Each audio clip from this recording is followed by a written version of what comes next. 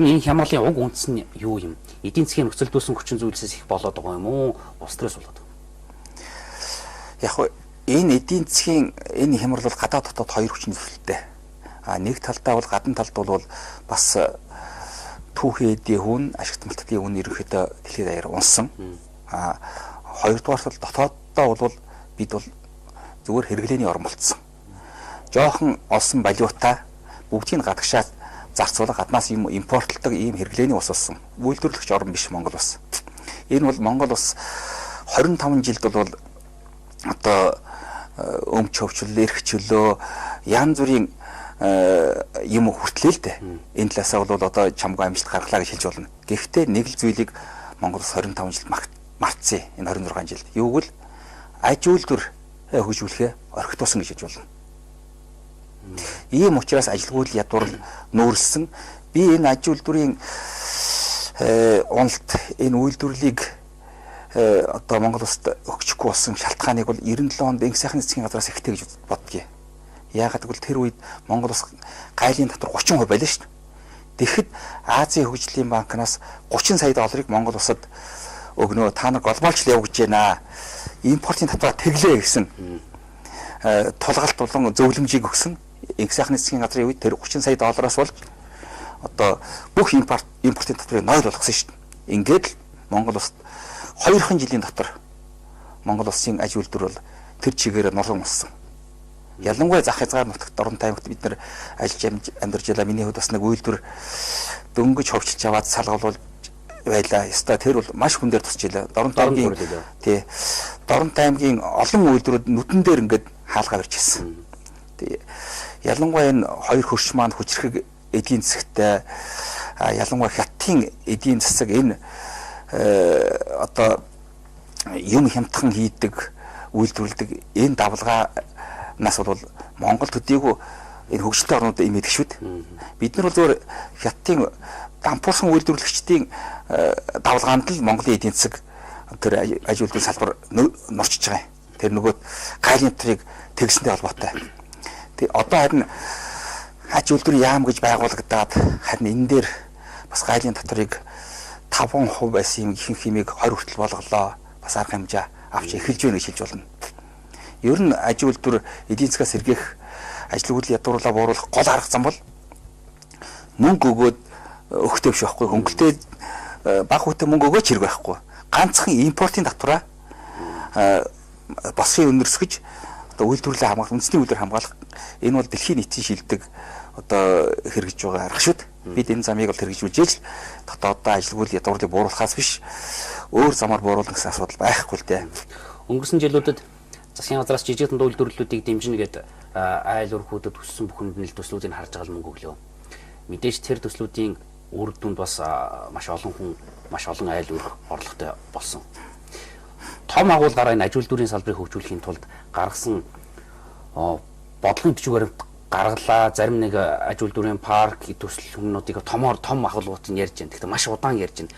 Энэ хурдыг ер нь та хэр харж байна? Бид нар энэ хурдаараа явбал хизээ энэ аж үйлдвэрийн салбарууд хөлдөр босгох. Жижиг дунд үйлдвэрүүдэд ингэж ганц өнгөрсөн жил биш те олон жил мөнгө өглөө. Арай банкны хүнээс бага үедээ мөнгө жижиг дунд үйлдвэр эрхлэгчд өгж байна.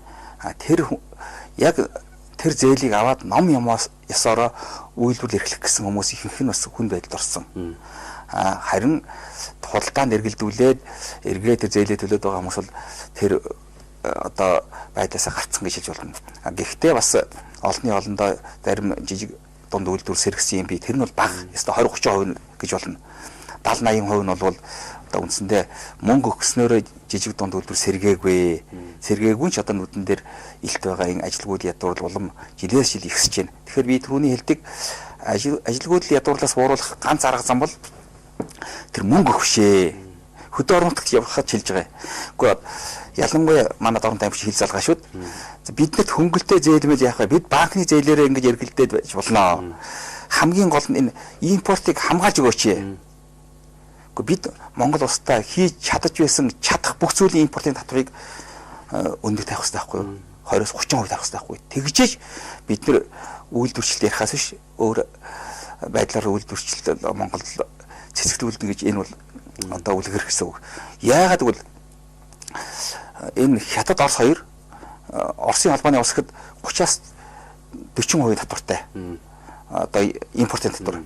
Бүр Хятад бол аж үйлдвэр дээр 49% хүртэл татвартай. Хөдөө аж ахуйн боловсруулах зүйл дээр бол 65% хүртэл татвартай. Дэлхийн худалдааны байгууллагад эсэхтэй ийм үүрэг амлалт аваад орчихсон. Манайх тэгтэл зөвхөн 20 хүртэлгээд үүрэг амлалт аваад орчихсон. Бага хуваар байхгүй юу?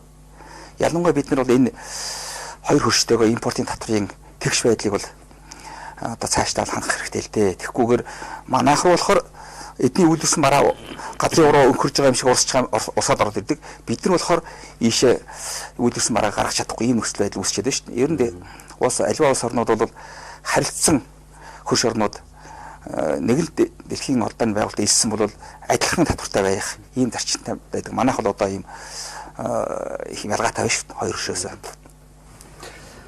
Таны хувьд бол хөдөө аж ахуйн салбарт нэлээд мэдлэгтэй гишүүдийн нэг болов гэж би одоо бурууснаг бол агрономчоос эхлээл бас энэ салбарт явж байсан баг. Тэгэхээр энэ хөдөө аж ахуйн салбарын уналтыг бид юу яаж дээш нь гаргах ёстой юм бэ? Одоо малчит тариаламжид бүгд зээлийн дарамтанд нэлээд байна. Тэгээд тэднэрт өөрсдийн гэсэн тэр үйлдвэрлэлээ хамгаалах тийм нөхцөл боломж бас бага байна. Ядаж төмс тарьдаг хүн хөтөл одоо хятадын төмсөнд орж ирэл даруулж байна. Энэ нөхцөл байдлаас хурдан гарахын тулд ер нь төрцгөөс ямар арга хэмжээ авах хэрэгтэй? Хөдөө аж ахуйг бас унгаас нэг хүчин зүйл бас нөгөө түрүүний хэллэг импортын татвар. Импортын татвар 5% болчихсон. Амьдрал дээр тэр нь бол 2-3% л орж ирнэ гэсэн үг шүү дээ. 100 төгрөгийн юм 103 болж ирэхэд тэр бол энэ зах зээл нөлөөлөхгүй байхгүй юу?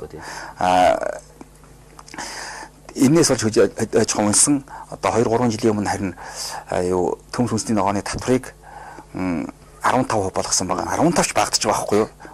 Амьдралаар орж ирэхдээ бол нэг талаар нь ч юм 10% татвар төлөөл орж ирж байгаа юм. Тэгээ 15% татвартай хэл орж ирсээр л байна.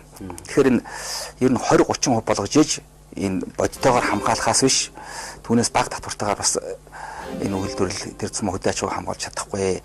Хөдөө аж ахуй бол ер нь энэ хөнгөн үндэсний үйлдвэрийн үндсэн түвхийд болж байгаа. Тэр малын арьс, ноос, үс, ноолуур энэ болгон за тэгээд газар тариалангийн бүтээгдэхүүн энэ болгон ч бол хөнгөн аж үйлдвэр, хүнсний үйлдвэр бол улс орнд хөгжих үндэс болдог. Тийм учраас улс орн зөвхөн шууд ашиг харахгүй тэр нийгэм нөлөөлж байгаа тэр ач холбогдлын одоо авч үзэх хөдөө аж ахуйгаа ямагт аливаа улс орн төрөөс дэмжлэг үзүүлж идэг. Би нэг 90 хэдэн онд Японд нэг туршлага судлах ажиллаар 95 онд явж исэн юм аа.